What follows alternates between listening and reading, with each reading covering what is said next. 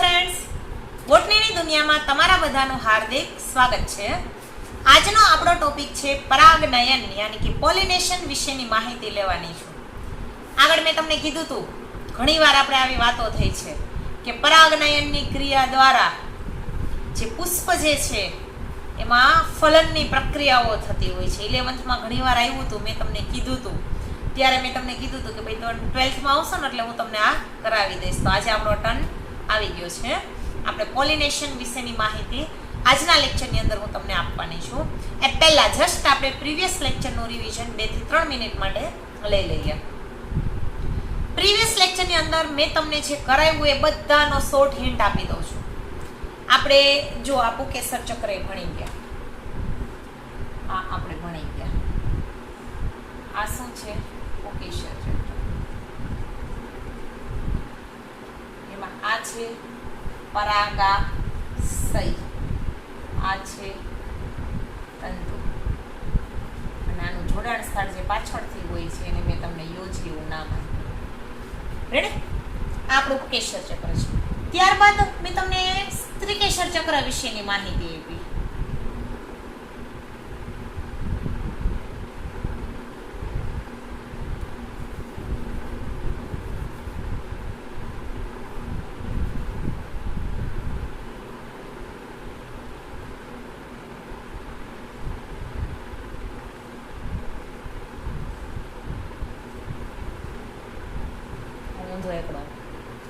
આ છે સ્ત્રીકેસર ચક્ર.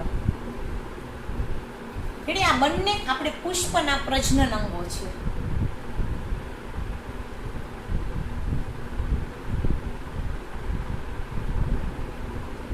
આપણે પુકેસર ચક્ર જે છે એમાંથી આ જે પુકેસર છે, આ પુકેસરમાંથી આપણે પરાગરજ જે ઉત્પન્ન કરી હતી, જેને આપણે નામ શું આપ્યું હતું? લઘુ બીજાણુ જનન. ટૂંકમાં આપણે લઘુ બીજાણુ જનન દ્વારા પરાગરજ જે છે એનું નિર્માણ કર્યું હતું. આપણે સ્ત્રીકેસર ચક્ર જે છે એના નામનિર્દેશનની અંદર આપણે આને કીધું હતું પરાગાસન, ઓલું પરાગાશય, આ છે પરાગવાહિની, આ છે બીજાશય. આપણે આ પણ ભણી ગયા છીએ. સ્ત્રીકેસર ચક્રમાંથી આપણે મહાબીજાણુ જનન દ્વારા કેનું નિર્માણ કર્યું હતું? ભ્રૂણપુટનું નિર્માણ કર્યું હતું, જેને આપણે મહાબીજાણુ પણ કહી શકો તમે. એટલે આ પરાગરજ જે છે એ નરજન્યુઓ થયા અને જે ભ્રૂણપુટ જે છે એ માદાજન્યુઓ થયા. રેડી? એટલે હવે આ સાબિત થઈ ગયું, આપણે આ વસ્તુ સમજાઈ ગઈ છે કે પુકેસર ચક્રમાંથી જે પરાગરજ એ જે લઘુ બીજાણુ જનન દ્વારા બની છે એ નરજન્યુઓ છે. કારણ કે લિંગી પ્રજનન માટે આપણે નરજન્યુ અને માદાજન્યુની જરૂરિયાત ઊભી થવાની છે. આ નરજન્યુ. આ છે સ્ત્રીકેસર ચક્ર પુષ્પનું, સપુષ્પી આવૃત બીજધારી વનસ્પતિનું આ સ્ત્રીકેસર ચક્ર. આ સ્ત્રીકેસર ચક્રમાં મહાબીજાણુ જનન દ્વારા ભ્રૂણપુટ યાની કે મહાબીજાણુઓ બનશે, જેને આપણે નામ આપી દીધું માદાજન્યુઓ. એટલે આ રીતના તમને નરજન્યુ અને માદાજન્યુ બંને વિશેની માહિતી તમે લઈ લીધી. હવે આપને ખબર પડી કે આ બંને જન્યુઓ બની ગયા છે. હવે સપુષ્પી આવૃત બીજધારીમાં આ નરજન્યુ અને માદાજન્યુ બંને કેવા હોય છે? અચલિત હોય છે. નહીંતર આપણે શું કીધું હતું? મેં તમને એક શબ્દ કીધો હતો કે મોટે ભાગે નરજન્યુઓ ચલિત હોય છે અને માદાજન્યુ અચલિત હોય છે. આવો શબ્દ મેં વાપર્યો હતો. મોટે ભાગે એવું નહોતું કીધું બધા નરજન્યુઓ ચલિત હોય. મેં તમને કીધું હતું, જેમ આગળ જાશું એમ હું તમને કહેતી જઈશ. ત્યારે પણ મેં તમને કીધું હતું, એમાં અપવાદ આવે છે, પણ એ હું તમને કહીશ આગળ જઈશ.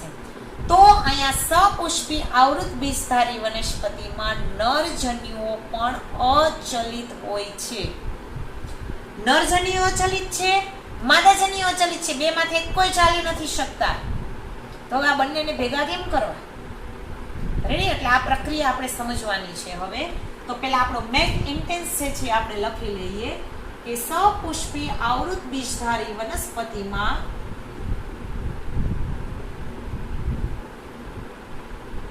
હવે આપણે શબ્દ આ જ વાપરશું. નરજન્યુ યાની કે પરાગરજ અને માદાજન્યુ યાની કે ભ્રૂણપુટ કેવા હોય છે? અચલિત હોય છે. હવે આપણે અહીંયા કઈક પ્રોસેસ, કઈક પ્રક્રિયાની જરૂરિયાત ઊભી થશે.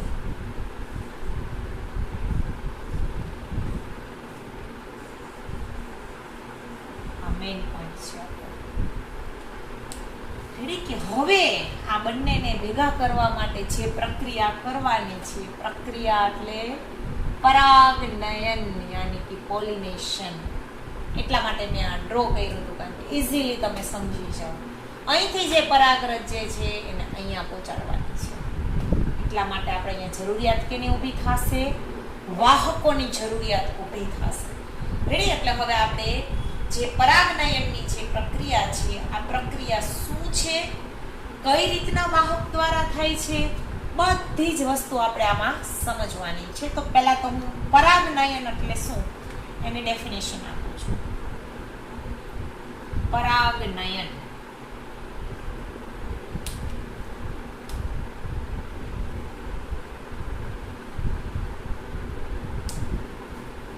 પુકેશરના પરાગાશયની પરાગરજને સ્ત્રીકેશરના પરાગાસન પર સ્થાપિત કરવા માટેની ક્રિયા એટલે પરાગનયન. જો હાઉ ઇઝી લાગે ડેફિનેશન. જો આ પરાગાશય છે આપણને ખબર છે, આનું સ્ફોટન થશે એટલે પરાગરજ આમાંથી નીકળશે કે નહીં? નીકળશે. હવે એમાંથી આ જે પરાગરજ છે અહીંયા સ્થાપિત કરી છે, આ પ્રક્રિયા એટલે પરાગનયન. આ પ્રક્રિયા વાહકો દ્વારા થશે, સીધી રીતના નહીં થાય. કાં વાહક તરીકે પવન હશે, કાં વાહક તરીકે પાણી હશે, કાં વાહક તરીકે કીટકો હશે, ફૂદા હશે, માખી હશે, મધમાખી હશે, આવું બધું હશે. આ પરાગનયન બહુ ઇન્ટરેસ્ટિંગ ટોપિક છે, મજા જ આવશે. રેડી? એટલે પહેલા આપણે પરાગનયનની ડેફિનેશન જો ફિગર ઉપરથી જ લખી શકશો. જો હું આમાંથી જ જોઈને લખું છું. પરાગનયન એટલે શું? તો કે પુકેશરના પરાગાશયની પરાગરજને સ્ત્રીકેશરના પરાગાસન પર સ્થાપિત કરવા માટેની પ્રક્રિયા એટલે પરાગનયન. શું કામ સ્થાપિત કરવી પડે છે એ મેં કીધું. આ નથી ચાલી શકતી, અહીંયા જે માદાજન્યો છે એ નથી ચાલી શકતી, બંને અચલિત છે. એટલે અહીંથી અહીંયા પહોંચાડવા માટે મેં કીધું એ પ્રમાણે પવન છે, પાણી છે, કોઈ કીટકો છે, ફૂદા છે, મધમાખી એવા વાહકોની જરૂરિયાત ઊભી થશે. વાહક જે છે અહીંથી અહીંયા પહોંચાડશે. રેડી? આ પ્રક્રિયા જે છે એને આપણે પરાગનયન તરીકે ઓળખવામાં આવે છે. અને આ પરાગનયનની પ્રક્રિયા માટે આપણે વાહકોની જરૂરિયાત ઊભી થશે. હવે પરાગનયન જે છે એના એક પ્રકાર નથી, પરાગનયન અલગ અલગ પ્રકારે થતું હોય છે. તો કે પરાગનયન જે છે એના 3 પ્રકારો છે.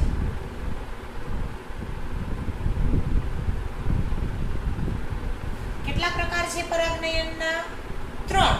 પહેલો પ્રકાર જે છે એનું નામ છે સ્વફલન. બીજો પ્રકાર જે છે એનું નામ છે ગાયટેનોગેમી.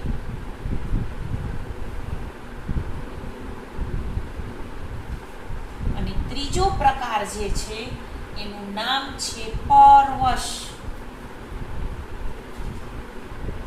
પરાગનયનના કેટલા પ્રકાર છે? 3. કયા કયા? પહેલો પ્રકાર છે સ્વફલન, બીજો પ્રકાર છે ગાયટેનોગોમી અને ત્રીજો પ્રકાર છે પરવશ. રેડી. સ્વફલન જે છે એને ઇંગ્લિશમાં ઓટોગેમી કહેવામાં આવે છે.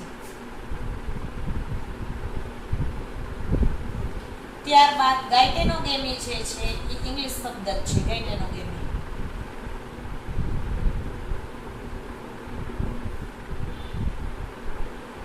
અને પરવશ જે છે એ ઇંગ્લિશમાં ઝેનોગેમી કહેવામાં આવે છે.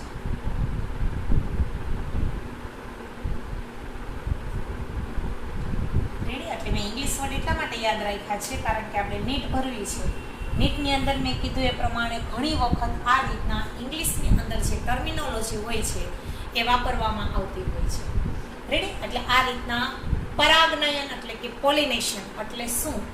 તો પોલિનેશનની ડેફિનેશન અહીંયા લખી કે પુકેશરના પરાગાશયની પરાગરજને સ્ત્રીકેશરના પરાગાસન પર સ્થાપિત કરવા માટેની પ્રક્રિયા એટલે પરાગનયન.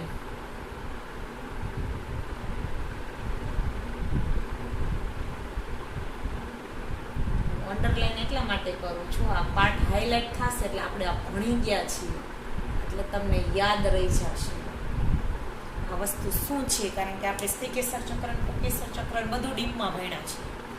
રેડી. એટલે આ રીતના પરાગરજને સ્થાપિત કરવાની. શા માટે? કારણ કે સપુષ્પી આવૃત બીજધારી વનસ્પતિની અંદર નરજન્યુ અને માદાજન્યુ બંને અચલિત હોય છે. નરજન્યુ એટલે બીજું કાંઈ નહીં પરાગરજ, અને માદાજન્યુ એટલે બીજું કાંઈ નહીં ભ્રૂણપૂટ અથવા મહાબીજાણુ.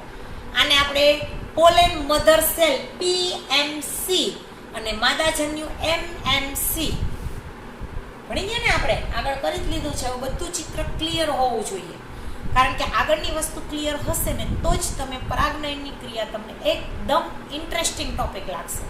આપણે ટોપિકને ઇન્ટરેસ્ટિંગ બનાવવા છે, બોરિંગ નહીં. મજા જ આવવી જોઈએ ટોપિકની અંદર, તો જ તમને ટોપિક યાદ રહેશે. રેડી. એટલે આ રીતના આપણે આ બધી વસ્તુઓ ભણી ગયા છીએ અને હવે તમને ક્લિયર રહી છે. મેં તમને ડિફરન્સ આજના લેક્ચરમાં લગભગ અડધા પોણા તો હું બોલી જ ગઈ છું.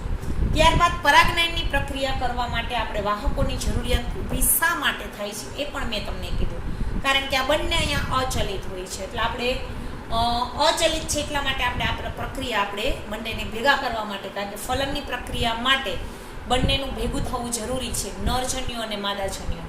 એટલા માટે આપણે પરાગનયનની ક્રિયા જે છે વનસ્પતિમાં જોવા મળે છે. પરાગનયન જે છે એના એક પ્રકાર નથી, પરાગનયન અલગ અલગ પ્રકારે થતી હોય છે. પહેલો પ્રકાર જે છે એને આપણે નામ આપ્યું છે સ્વફલન અથવા તો ઓટોગેમી. બીજો પ્રકાર જે છે એને નામ આપ્યું છે ગાયટેનોગોમી. ત્રીજો પ્રકાર જે છે એને આપણે નામ આપેલું છે પરવશ અથવા તો ઝેનોગેમી. હવે આ ત્રણેય પ્રકાર વિશેની માહિતી, આ ઉપરાંત વાહકો વિશેની માહિતી આપણે આગળ જતા જશું અને એક એક સ્ટેપ જે છે આપણે કરતા જશું. આજનો લેક્ચર હું અહીંયા ઓવર કરું છું. તમારે ટેક્સ્ટ બુકમાં આટલું આપ્યું છે હોમવર્ક, એટલું તમે કરી લેજો. આ ફિગર જે છે એ બાજુમાં રાખજો એટલે તમને બોર્ડવર્ક જે છે એનો સ્ક્રીનશોટ લઈ લેજો કે જેથી કરીને તમને સમજવામાં એ ઇઝી રહે. તમારી ટેક્સ્ટ બુકમાં તમને પેજ નંબર 27 ઉપર આ ટોપિક આપેલો છે. રેડી. 27 પેજ નંબર 27 પર આ આપેલું છે. રેડી. તો આજનો લેક્ચર અહીંયા ઓવર થાય છે. Thank you.